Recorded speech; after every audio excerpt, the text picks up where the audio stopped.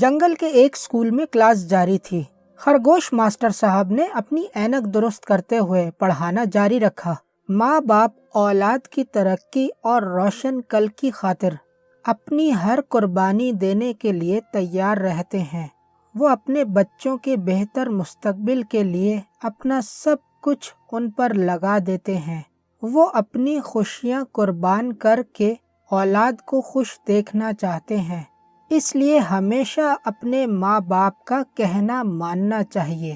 وہ جس کام کا حکم دیں اس پر فوراً عمل کرنا چاہیے، اور جس کام سے وہ روکیں اسے کبھی بھی نہیں کرنا چاہیے۔ اسی میں آپ سب کی بھلائی ہے۔ اس کے بعد انہوں نے اپنی کلاس ختم کر کے شاگردوں کو آرام کرنے کا کہا۔ سارے بچے بریک کا سن کر کینٹین کی جانب دوڑے۔ وہ سب مزے کی چیزیں کھانے لگے، مگر ٹنکو ٹائیگر افسردہ حالت میں ایک کونے میں بیٹھا رہا، کیونکہ آج صبح ہی اسے ماں نے بری صحبت والے دوستوں سے دوستی کرنے سے منع کیا تھا اور اسے بہت ڈانٹا بھی تھا، جس کی وجہ سے وہ ناشتہ کیے بغیر ہی اسکول آ گیا تھا۔ اس نے فیصلہ کیا کہ آج وہ گھر نہیں جائے گا اور شام تک دوستوں کے ساتھ ہی رہے گا۔ پھر اس کے کانوں میں استاد خرگوش کے الفاظ گونجے، ماں باپ کا کہا ماننا چاہیے۔ مگر اگلے ہی لمحے اسے اپنی ماں کا سخت لہجہ یاد آ گیا۔ وہ ناگواری کے عالم میں اٹھ کھڑا ہوا اور اپنے ایک دوست کے گھر کی جانب چل نکلا۔ ٹنکو ٹائیگر نے جاتے جاتے سوچا، استاد نے ایسے ہی کہا تھا کہ والدین اپنے بچوں کے لیے ہر طرح کی قربانی دیتے ہیں، لیکن میری ماں تو مجھے ہر وقت ڈانٹتی ہے۔ ناشتہ اور اسکول میں کچھ نہ کھانے کی وجہ سے ٹنکو ٹائیگر کو کافی بھوک لگی تھی۔ اتفاقاً اسے راستے میں ہرن کا بچہ نظر آ گیا جو نہر کنارے پانی پی رہا تھا۔ ساتھ میں اس کی ماں بھی پانی پی رہی تھی۔ ٹنکو ٹائیگر کو ایک دوست کی بات یاد آ گئی۔ اس نے کہا تھا کہ جو مزہ ہرن کے کھانے میں ہے وہ کسی دوسرے جانور میں نہیں ہے۔ چونکہ بھوک کی شدت سے ٹنکو ٹائیگر کی حالت خراب ہو رہی تھی، لہٰذا اس نے ہرن کے بچے کو ہی کھانے کا ارادہ کیا۔ ہرنی ٹنکو کے ارادے کو بھانپ کر سامنے آئی اور اس کے آگے ہاتھ جوڑ کر اپنے بچے کی زندگی کی بھیک مانگنے لگی۔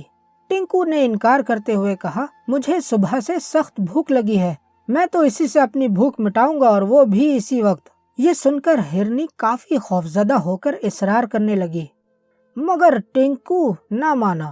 آخر کار ہرنی نے اپنی گردن آگے کر کے ٹنکو سے کہا، میرے ٹکڑے ٹکڑے کر کے آرام سے تم اپنی بھوک مٹا لو، مگر میرے بچے کو بخش دو، کیونکہ اس نے ابھی تک کچھ نہیں دیکھا ہے۔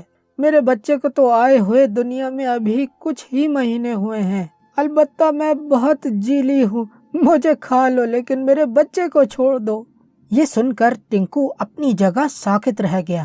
اسے پھر استاد خرگوش کی بات یاد آئی کہ والدین اپنا سب کچھ بچوں پر قربان کر دیتے ہیں۔ اس کے ساتھ ہی ٹنکو نے ہرنی سے معافی مانگی اور دوڑتے ہوئے اگلے ہی لمحے اپنے گھر پہنچ گیا۔ گھر میں ماں نے اس کے لیے مزے کی چیزیں تیار کی تھیں۔ ٹنکو اسی وقت ماں کے قدموں میں گر کر گڑ گڑاتے ہوئے اس سے معافی مانگنے لگا۔ ماں مجھے معاف کر دو، میں نے آپ کا بہت دل دکھایا ہے۔ آج سے میں آپ کی ہر بات مانوں گا۔ میں ان سارے دوستوں سے تعلق ختم کر دوں گا جن سے دور رہنے کا آپ نے حکم دیا تھا۔ وہ زاروں قطار رو رہا تھا۔ ماں نے اپنے بچے کو اٹھا کر گلے لگایا، اس کے آنسو صاف کیے اور پھر خوب پیار کیا۔ اس کے بعد ماں نے ٹنکو ٹائیگر کو کھانے کی میز پر بٹھاتے ہوئے کہا، کھانا کھا لے میرے لال، آج صبح تو نے ناشتہ بھی نہیں کیا تھا اور اسکول جاتے ہوئے جیب خرچ بھی بھول گیا تھا۔ ماں اسے خود نوالا بنا بنا کر کھلانے لگی تو ٹنکو کی آنکھوں میں پھر آنسو تیرنے لگے، مگر اس بار یہ خوشی کے آنسو تھے۔